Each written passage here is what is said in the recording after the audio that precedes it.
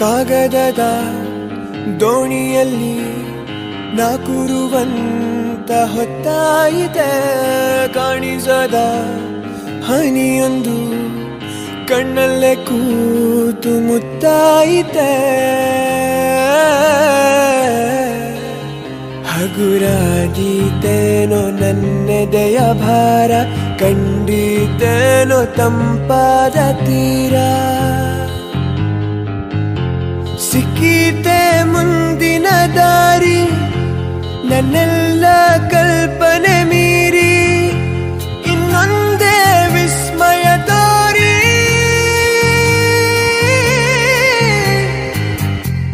ಹಾದಿಯಲಿ ಹೆಕ್ಕಿದ ನೆನಪಿನ ಪುಟ್ಟ ಜೋಳಿಗೆ ಬೆನ್ನಲ್ಲಿದೆ